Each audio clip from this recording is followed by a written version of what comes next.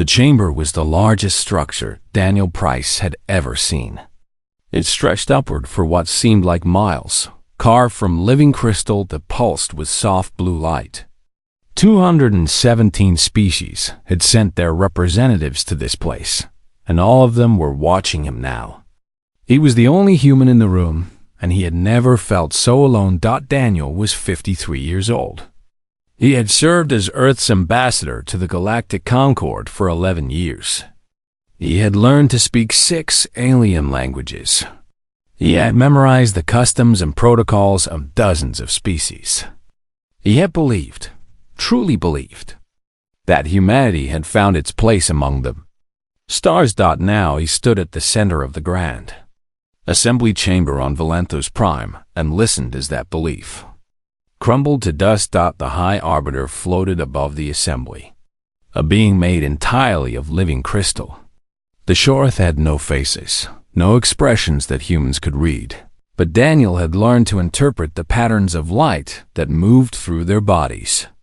Right now, those patterns were cold and steady. There was no sympathy there. "The vote has been counted," the High Arbiter said. Its voice came from everywhere at once, translated instantly into every language spoken in the chamber. 170 species have voted in favor of expulsion. 47 have voted against. Humanity is hereby removed from the Galactic Concord, effective immediately. Daniel felt his heart stop. He had known this moment was coming. The signs had been clear for months. But hearing the words spoken aloud in this sacred place made them terribly real. He thought of his wife, Maria, waiting for him back on Earth. He thought of his 2 daughters, both of whom had grown up believing they were citizens of a galactic community. He thought of the billions of humans who had worked so hard to earn their place among the stars. All of it was ending. The charges against humanity were not new. Daniel had heard them repeated in 100 different meetings, spoken by 100 different species. Humans expanded too quickly. Humans were too aggressive. Humans waged wars against each other with disturbing frequency. Humans refused to surrender control of their military forces to the Concord Defense Initiative. But the real reason, the one nobody spoke aloud, was simpler than all of that. The older species were afraid. Humanity had joined the Concord only 43 years ago, and in that short time, they had grown from a single planet to 17 colony worlds. They had reverse-engineered Concord technology and improved upon it. They had built a fleet that rivaled species 10 times their age. The Concord had never seen anything like humanity before. And what you do not understand, you learn to fear. Daniel returned to Earth 3 days later. The journey through the Jump Gate network felt different now. The gates that had once represented freedom and possibility now felt like doors closing behind him. One by one, he arrived in Geneva on a cold morning in October. The United Earth Council was already in session when he entered the chamber. Secretary General Katie Monroe stood at the center podium, a woman of 60 with silver hair and eyes that had seen too much. She had led humanity through the food crisis of 2231 and the Mars Rebellion of 2239. She had never lost her composure. Not once in all those years. But when Daniel told her what had happened, he saw something flicker across her face. It might have been anger. It might have been grief. It disappeared before he could be certain. "Tell them everything," she said quietly. "Leave nothing out." Daniel addressed the council for 3 hours. He explained the charges, the vote, the sanctions that would follow. Human ships would be banned from using the Galactic Jump Gate network. Trade routes would be severed. Earth's colonies in the outer systems would be cut off, isolated, and alone. Any human vessel that entered Concord space would be subject to immediate detention. When he finished, the chamber was silent. 300 representatives from every nation on Earth sat in their seats, processing what they had heard. Some were angry. Some were afraid. Some simply looked lost, Like children who had been told they were no longer welcome in their own home. Secretary General Monroe stepped forward. She did not raise her voice. She did not pound the podium or make grand gestures. She simply spoke, and everyone listened. "We have two choices," she said. "We can beg for reconsideration. We can humble ourselves before the Concord, accept whatever terms they offer, and hope that someday they will let us return. Or we can accept what has happened and find our own way forward." She paused, letting her words settle over the assembly. "I know which choice I prefer, but this decision belongs to all of us." The debate lasted for 6 hours. Representatives argued passionately on both sides. Some said that humanity could not survive without the Concord's technology and trade networks. Others said that begging would only confirm everything the aliens believed about them. In the end, the vote was not even close. 300 representatives, speaking for 8 billion people, chose the same answer. Earth would not beg. Katie Monroe addressed the council one final time that evening. The sun had set outside the chamber windows, and the city of Geneva glittered with lights below. She looked tired, but her voice was steady. "The galaxy has told us we are not wanted," she said. "They have told us we are too young, too violent, too ambitious. They have told us we do not belong among the stars." She leaned forward, and her eyes burned with quiet determination. "I say they are wrong. I say that humanity has always found its way forward, no matter what obstacles stood before us. We climbed out of caves. We crossed oceans. We reached for the moon when everyone said it was impossible. And now we will reach for something greater." She straightened and looked out over the assembly. "The Concord has made its choice. Now we will make ours. We will build our own future on our own terms. And someday, when the galaxy looks at humanity again, they will see not what we were, but what we have become." Daniel Price stood at the back of the chamber, listening. He had failed in his mission. He had not been able to save humanity's place in the Concord. But as he watched Katie Monroe speak, he felt something unexpected stirring in his chest. It was hope. The galaxy had cast humanity out. But perhaps, he thought, that was not the end of the story. Perhaps it was only the beginning. Outside the chamber windows, the stars were shining. They looked different now. Not like a home that had rejected them, but like a frontier waiting to be explored. Humanity had chosen a new path. And no one, not even the entire Galactic Concord, would stop them from walking it. 6 months passed after the Battle of Valanthos Prime. The Hollow retreated to the edges of known space, their swarm broken and scattered. Small groups still attacked isolated outposts, but the great tide of destruction had been turned back. The galaxy began to breathe again. In that time, something remarkable happened. Species that had voted for humanity's expulsion began sending messages.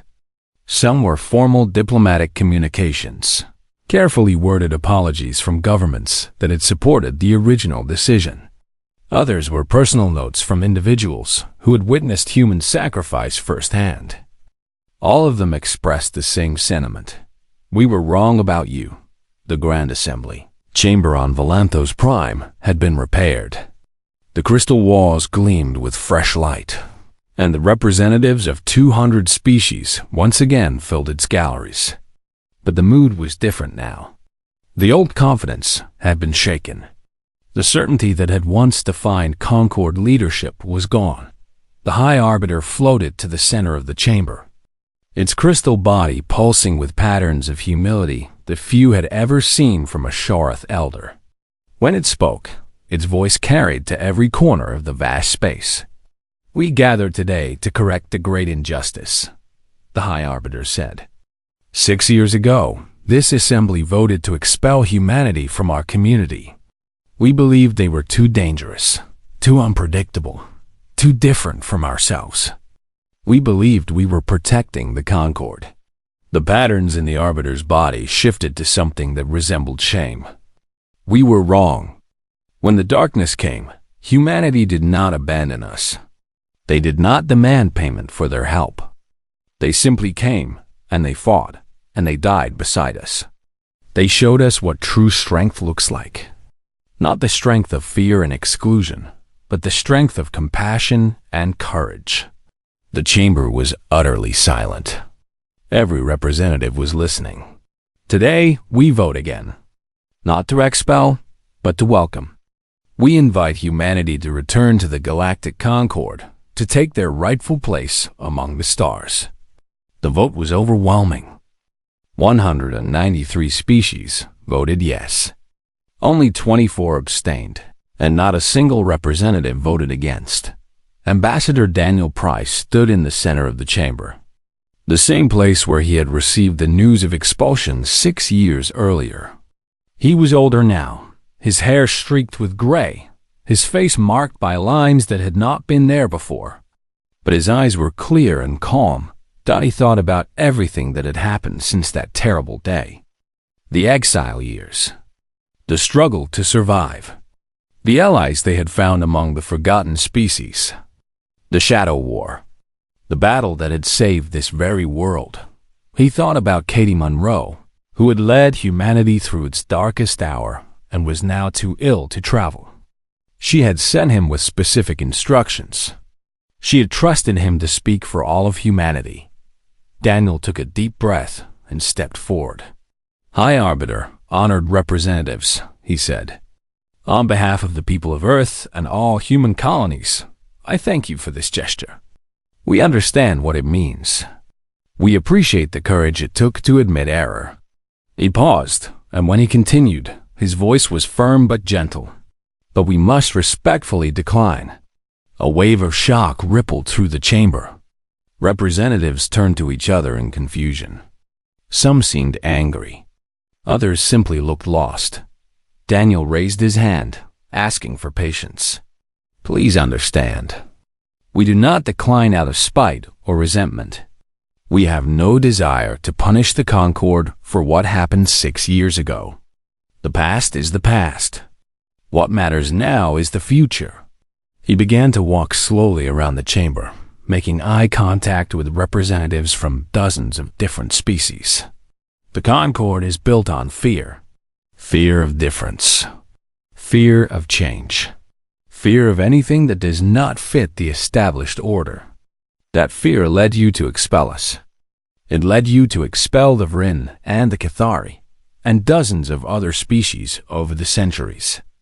Every time something new and strange appeared, the Concord's response was the same: cast it out. He stopped in front of the High Arbiter. "We do not want to return to that system. We want to build something better." Daniel activated a display that showed the galaxy in full detail.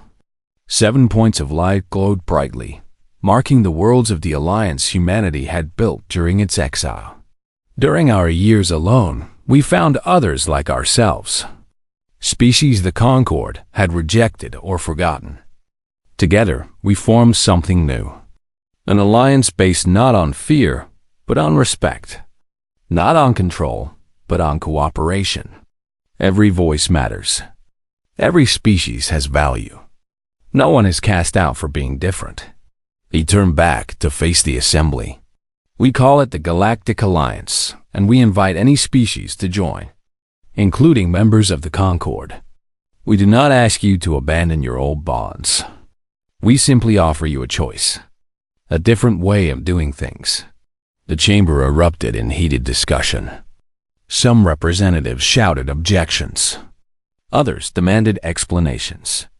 But many simply sat quietly, thinking about what Daniel had said. The Vryn ambassador, old Kesek with his scarred scales and yellow eyes, rose to his feet. "My people were expelled 3 centuries ago," he said. "We wandered alone, forgotten and abandoned. Then the humans found us. They did not see us as dangerous or unworthy. They saw us as allies, as friends." He placed his clawed hand over his heart. "The Vryn stand with humanity. We stand with the Alliance." One by one, other representatives began to speak. Some were from species still in the Concorde. Others were from groups that had remained neutral during the exile years. All of them expressed the same desire, to be part of something new. Over the following year, 63 species joined the Galactic Alliance. Some left the Concorde entirely. Others maintained dual membership, serving as bridges between the two organizations. The High Arbiter, in a surprising move, expressed interest in reforming the Concorde from within, adopting some of the Alliance's principles. The galaxy was changing. Slowly, painfully, but genuinely. On the first anniversary of the Alliance's founding, Secretary General Katie Monroe addressed the people of Earth one final time.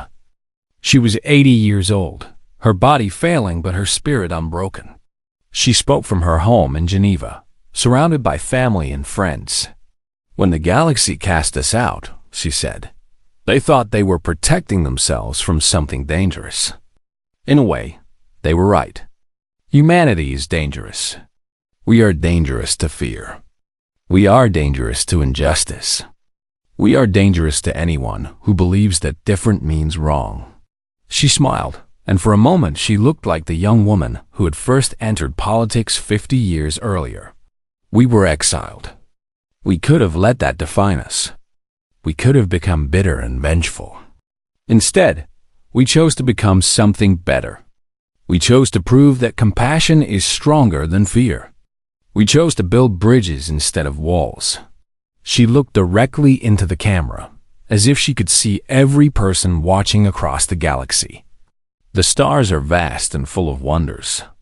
There is room for everyone, and humanity will spend the rest of its existence making sure that no one ever forgets that simple truth. Katie Monroe died 3 weeks later, peacefully in her sleep. But her legacy lived on in the alliance she had helped create, in the species that had found hope because humanity refused to give up on them. The galaxy had once voted to expel Earth. Humanity had chosen a new destiny, and the stars would never be the same. The Hollow came for Valantos Prime on a day that had begun like any other. The crystal spires of the capital city caught the light of the twin suns, scattering rainbows across the streets below. Children played in the parks. Merchants sold their wares in the ancient markets. The Grand Assembly Chamber stood silent and empty, waiting for the next session to begin. Then the sky went dark. The Hollow fleet emerged from fold space without warning, their massive organic ships blotting out the suns like a plague of shadows. There were hundreds of them, more than anyone had ever seen gathered in one place. They had saved their largest force for this moment. For the heart of the Concorde itself, the defense fleet scrambled to meet them, but it was already too late. The Concorde had lost too many ships in earlier battles. The vessels that remained were damaged, their crews exhausted, their weapons running low on ammunition. They fought bravely, but they were overwhelmed within hours. The High Arbiter watched the battle from the observation deck of the Grand Assembly Chamber. The crystalline being had lived for over 1,000 years. It had seen empires rise and fall. It had guided the Concorde through countless crises, but it had never felt fear like this. The Concorde was going to fall. Everything they had built over millennia was going to be consumed by the darkness. And there was nothing anyone could do to stop it. Unless the High Arbiter moved to a private communication terminal. Its crystal fingers hesitated over the controls. What it was about to do went against everything the Concorde believed. It was an admission of failure, of weakness, of desperate need. But there was no other choice. The message was brief. It was not sent through official channels. It carried no formal greetings or diplomatic language. It was simply a plea, sent from one being to another, asking for help. Secretary General Katie Monroe received the message 3 hours later. She read it twice, then called an emergency session of the United Earth Council. The debate was fierce. Many representatives argued that humanity owed the Concorde nothing. The aliens had cast them out, had abandoned them to die alone in the darkness between stars. Why should humans risk their lives for people who had treated them so poorly? Others spoke of principle, of the values that humanity had always claimed to hold sacred, of courage, compassion, and the belief that all life had value, regardless of past wrongs. Katie listened to every argument. When the chamber finally fell silent, she rose to speak. "I understand the anger," she said. "I feel it myself. The Concord hurt us. They made us feel small and unwanted. They told us we did not belong among the stars." She paused, looking around the chamber. "But we have a chance to show them who we really are. Not the violent, aggressive species they feared. Not the monsters they imagined. We can show them what humanity truly stands for." She took a deep breath. "I say we help them. Not because they deserve it. Not because they asked nicely. But because it is the right thing to do. Because that is who we are." The vote passed by a margin of 12. It was closer than Katie had hoped, but it was enough. Admiral Laura Grant was given command of the largest fleet humanity had ever assembled. 300 ships, crewed by men and women who had volunteered knowing they might not return. They gathered in orbit around Earth, their engines glowing like a constellation of new stars. Laura stood on the bridge of the flagship, a massive battleship named the Horizon. She was 67 now, too old for combat by any reasonable standard. But she had refused to let anyone else lead this mission. If humanity was going to save the galaxy, she would be there to see it. "All ships, prepare for fold," she said. Her voice was steady. "We're going to Volanthos Prime." The fleet vanished in a flash of light. They emerged in the middle of a nightmare. The Hollow had surrounded the planet, their ships descending toward the surface like vultures circling a corpse. The surviving Concord vessels were scattered and broken, barely able to maintain formation. Laura assessed the situation in seconds. The Hollow had superior numbers. They had the initiative. By every conventional measure, this battle was already lost. But Laura Grant had not spent her entire career following conventional measures. "All ships, attack pattern Delta," she ordered. "Target their largest vessels.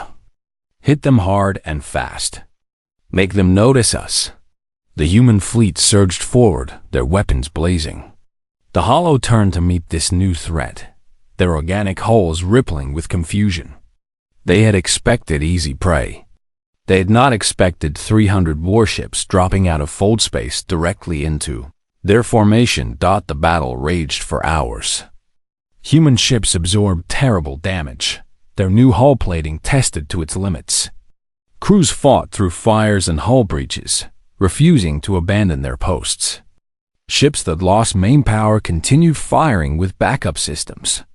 Vessels that lost weapons rammed directly into enemy craft, their crews sacrificing themselves to take even one more Hollow ship out of the fight. Lieutenant Kevin Shaw was 26 years old, one of the youngest pilots in the fleet. His fighter had taken heavy damage early in the battle, its weapon systems failing one by one. He should have retreated. Protocol demanded it. Instead, he pointed his fighter at the largest Hollow vessel, the massive command ship that coordinated the entire swarm. The creature at its center, the queen or brain or whatever it was, sent psychic commands to every Hollow ship in the system. If it died, the swarm would fall into chaos. Kevin's hands were steady on the controls. He thought about his mother back on Earth. He thought about his younger sister, who was just starting college. He thought about all the people on Volanthos Prime who would die if this battle was lost. "This is Lieutenant Shaw," he said into the comm. "Going in." His fighter accelerated to maximum speed. The Hollow ship's defenses reached for him, but he was too fast, too small, too determined.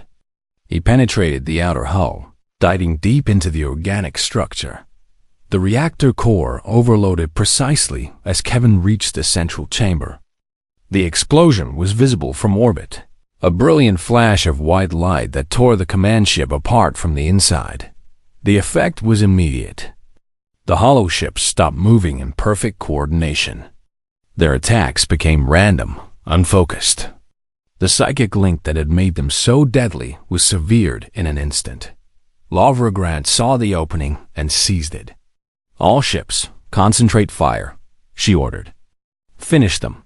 The human fleet, joined by the surviving Concord vessels, pressed their attack. Ship after ship fell to their combined assault. Within 3 hours, the hollow fleet was broken. The survivors fled into the void, their swarm scattered and leaderless. Valanthos Prime was saved. Lara stood on the bridge of the horizon, watching the last hollow ships disappear into the darkness. Her fleet had lost 47 ships. Nearly 10,000 men and women had given their lives. Kevin Shaw was among them, but the capital of the Galactic Concord still stood. Billions of lives had been saved. And for the first time in centuries, humanity had proven that they could be trusted with the fate of others. The High Arbiter's message arrived an hour later. It contained only 2 words. Thank you. Larva read those words and felt something she had not experienced in a very long time. It was not pride, exactly. It was something deeper. Something that felt like hope. The battle was over, but the true change was only beginning. The first year after the expulsion was the hardest. The Concord had not simply closed its doors to humanity. It had built walls, the jump gates. Those massive rings of alien metal had allowed ships to cross light years in seconds. Went dark for any vessel carrying a human crew. Trade ships that had once brought minerals and advanced medicines to Earth turned away at the border. Communication channels that had connected humanity to hundreds of worlds fell silent. One by one, on the colony world of New Virginia, 300,000 settlers watched helplessly as their supply ships stopped coming. The planet's farms could produce enough food to survive, but the medical supplies they needed for the harsh local bacteria began to run out. Within 6 months, people started dying. Nathan Cole heard about New Virginia while working in his small research lab on Mars. He was a physicist. 41 years old, with messy brown hair and circles under his eyes that never seemed to fade. He had spent most of his career studying theoretical models of space-time, the kind of work that most people considered useless. Now, suddenly, his work mattered more than anything. The Concord's jump gates operated on principles that humanity had never fully understood. The aliens had shared the technology, but not the knowledge behind it. They had given humans cars, but never taught them how to build engines.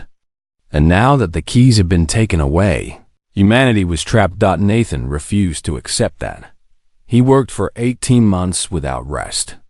His team consisted of only 7 people, all of them young researchers who had been dismissed by larger institutions as dreamers and fools.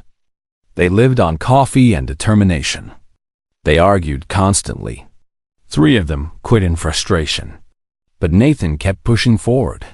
The breakthrough came on a Tuesday morning, in the middle of a thunderstorm that had knocked out power to half the station. Nathan was working by candlelight, scribbling equations on paper because his computer was dead. When the answer finally clicked into place, he did not need to replicate the jump gates. He could do something better. The full drive worked on an entirely different principle.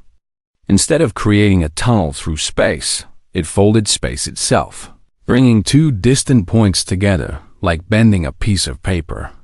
The energy requirements were enormous, but the drive could be built with materials that humanity already possessed. Nathan sent his designs to Earth within the hour. Secretary General Monroe read them personally. Within a week, construction had begun on the first prototype. The test flight took place 8 months later. A small cargo ship, piloted by a woman named Linda Torres, activated the full drive in orbit around Mars. For 3 terrifying seconds, the ship vanished completely from all sensors. Then it reappeared in orbit around Neptune, 4 billion kilometers away. Linda's voice came through the radio, shaky but triumphant. "It works," she said. My God, it actually works. Within 3 years, every human vessel was equipped with the new technology. The jump gates no longer mattered. Humanity could go anywhere, reach anything, without asking permission from anyone. But technology alone would not be enough to survive. Humanity needed allies, and the galaxy seemed determined to deny them. Admiral Lara Grant understood this better than anyone. She was 62 years old, with gray hair cropped short and a face that had forgotten how to smile. She had commanded the Earth Defense Fleet for 15 years, and she'd watched it shrink from a proud armada to a scattered collection of outdated ships. The Concord sanctions had cut off humanity's access to advanced weapons and defensive systems. The fleet's shields were failing. Their weapons were becoming obsolete. Every year, the gap between human technology and Concord technology grew wider. Lara refused to let that gap defeat them. She gathered her best engineers and gave them a simple challenge: build better weapons using only what they had. No Concord technology, no alien assistance, just human ingenuity and stubborn determination. The results surprised everyone, including Lara herself.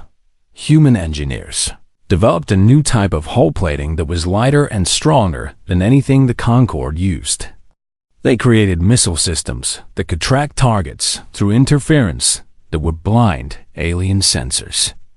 They designed reactors that produced more power from less fuel.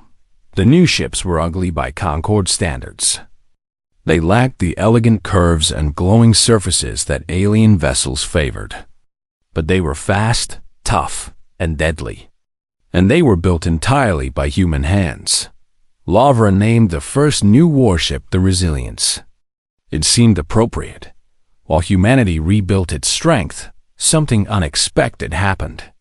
Other species began to reach out. The Vrin were a reptilian race that had been expelled from the Concord 3 centuries earlier. Their crime had been similar to humanity's. They had refused to surrender their independence to the collective. They had been wandering the edges of known space ever since, surviving on whatever scraps they could find. Their ambassador, a scarred old warrior named Kesek, arrived on Earth unannounced. He walked into the United Nations building in Geneva and demanded to speak with whoever was in charge. Katie Monroe met with him personally. "We heard what happened to your people," Kesek said. His voice was rough, like stones grinding together.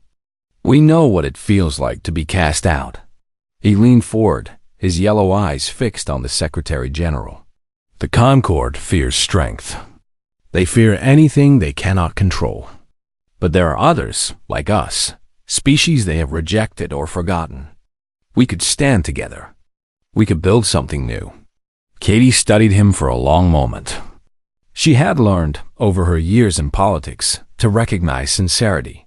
She saw it now in the old warrior's eyes. "What do you propose?" she asked. Kesek smiled, showing rows of sharp teeth. "An alliance. Not like the Concord, where the powerful rule and the weak obey. A true partnership where every voice matters." The treaty was signed 3 months later. The Vrin brought their knowledge of surviving on the galactic fringe. Humanity brought its new technology and its stubborn refusal to give up. Together, they began reaching out to other forgotten species. Within 2 years, the alliance had grown to include 7 races. It was small compared to the Concord's 200 members, but it was real. It was theirs. The exile years were not easy. There were shortages and setbacks and moments when despair seemed overwhelming. People died on distant colonies. Ships were lost in unexplored space. The weight of isolation pressed down on humanity like a physical force, but they survived. They adapted. They grew stronger, and they never, not once, considered begging the Concord to take them back. On the 5th anniversary of the expulsion, Katie Monroe addressed the people of Earth from the steps of the Geneva Council building. The crowd stretched for miles, millions of faces watching screens across the planet. They thought casting us out would break us, she said. They thought we would crawl back, begging for forgiveness. They were wrong. She raised her hand toward the sky, where stars were beginning to appear in the evening darkness. We are humanity. We do not break. We bend, we adapt, we overcome. And we are just getting started. The crowd roared its approval. And across the galaxy, in the halls of the Concord, the older species heard the sound and wondered if they had made a terrible mistake. The first reports were easy to dismiss. A colony on the edge of Concord space had gone silent. Communications failure, the authorities said. Technical problems. Nothing to worry about. Then a second colony went dark. And a third. And a fourth dot by the time the Concord realized what was happening. The Hollow had already consumed 17 worlds. Nobody knew where they came from. Some said they had emerged from the darkness between galaxies, from the empty void where no light had ever reached. Others believed they had always been there, sleeping in the depths of space, waiting for something to wake them. What everyone agreed on was what the Hollow did. They did not conquer. They did not negotiate. They consumed. Their ships, if they could be called ships, were massive organic structures that moved through space like living nightmares. They descended on planets like swarms of insects, and when they left, nothing remained.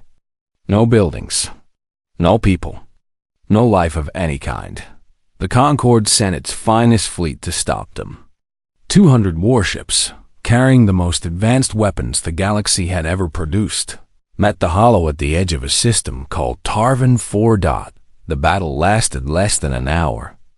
When it ended, 173 Concord ships had been destroyed. The rest fled in chaos, their commanders screaming for reinforcements. That would never arrive. The Hollow continued their advance. Ryan Harris heard about the battle while patrolling the border between human space and the Concord territories. He was 34 years old, a captain in the Earth Defense Fleet, commanding a mid-sized warship called the Defiance. His crew of 112 men and women had been together for 3 years, and he trusted every single one of them. The Defiance was not supposed to cross into Concord space. The sanctions were still in effect. Any human ship caught on the wrong side of the border would be detained or destroyed. But when the distress signal came through, Ryan did not hesitate. It was a refugee convoy. 12 transport ships carrying survivors from a world the Hollow had consumed. They were being chased by 3 Hollow hunter vessels, smaller craft that moved with terrifying speed. The convoy had no weapons, no shields, no chance of survival. The nearest Concord patrol was 6 hours away. Ryan looked at his tactical officer, a young woman named Amy Patterson. She met his eyes and nodded slowly. She understood what he was thinking. All hands to battle stations, Ryan said. His voice was calm. Helm, set intercept course. We're gonna buy those people some time. The Defiance crossed the border at maximum speed. Its full drive could have taken them directly to the convoy, but that would have left them disoriented and vulnerable. Instead, they approached at conventional speed, giving the crew time to prepare. They arrived just as the first Hollow vessel was closing in on the convoy. The battle was brutal. The Defiance was a good ship, one of the new designs that Lavra Grant had commissioned during the exile years. But the Hollow were something else entirely. Their weapons cut through shields like paper. Their hulls absorbed damage that would have destroyed any human vessel. Ryan's crew fought with everything they had. They fired every missile, every cannon, every emergency weapon in the armory. They maneuvered with desperate precision, using every trick Ryan had learned in 20 years of service. One by one, the Hollow vessels fell. But the price was terrible. The Defiance was burning. Half the crew was dead. The bridge was filled with smoke and the screams of wounded men and women. The last Hollow vessel turned toward them, its weapons charging for a final strike. Ryan looked at the view screen. Behind the enemy ship, he could see the convoy accelerating away, their engines burning bright as they fled towards safety. They were going to make it. He smiled. "It's been an honor," he said quietly. The holo fired. The Defiance exploded in a ball of white light. There were no survivors, but the convoy escaped. 12 ships, carrying 8,000 refugees, reached Concord space safely, and they told everyone what had happened. They told them about the human ship that had crossed the border to save strangers who had cast them out. They told them about Captain Ryan Harris and his crew, who had given their lives for people they had never met. The story spread across the galaxy like wildfire. For the first time since the expulsion, the other species began to see humanity differently. Secretary General Katie Munro made a decision. Humanity would not wait for the Concorde to ask for help. They would give it freely, expecting nothing in return. Commander Jenna Blake was put in charge of the operation. She was 45 years old, with short red hair and a reputation for getting impossible jobs done. A special forces unit, the Shadow Rangers, had spent years training for exactly this kind of mission. They deployed quietly, without fanfare or announcement. Small teams of human soldiers appeared on Concord worlds under siege. They helped evacuate civilians. They sabotaged holo supply lines. They fought in the shadows, never seeking credit or recognition. The Concord military commanders were confused at first. They did not understand why humanity was helping them. Some suspected a trap. Others thought it was a ploy to gain favor. But as the weeks passed and the human soldiers kept coming, kept fighting, kept dying alongside people who had rejected them, the confusion turned to something else. It turned to respect. On a devastated world called Marin 3, a Concord colonel named Vaxis watched a team of Shadow Rangers hold a defensive line while his wounded soldiers retreated. The humans were outnumbered and outgunned. They knew they would not survive. But they stayed anyway. When the battle was over and the holo had been driven back, Vaxis found Jenna Blake sitting among the bodies of her fallen soldiers. She was bandaging a wound on her arm, her face expressionless. "Why?" Vaxis asked. His voice was thick with emotion he could not identify. "We expelled you. We abandoned you. Why are you helping us?" Jenna looked up at him. Her eyes were tired, but there was no anger in them. No resentment. Just a quiet determination that seemed to burn from somewhere deep inside. "Because it's the right thing to do," she said simply. "Because we're not the monsters you thought we were. Because when people need help, you help them. That's what it means to be human." Vaxis had no response. He simply stood there, watching as Jenna returned to her work, and wondered if everything he had believed about humanity had been wrong. The Shadow War continued for months. Humanity asked for nothing. They made no demands, sought no apologies. They simply fought, bled, and died alongside species that had cast them out. And slowly, one battle at a time, the galaxy began to change its mind about the children of Earth.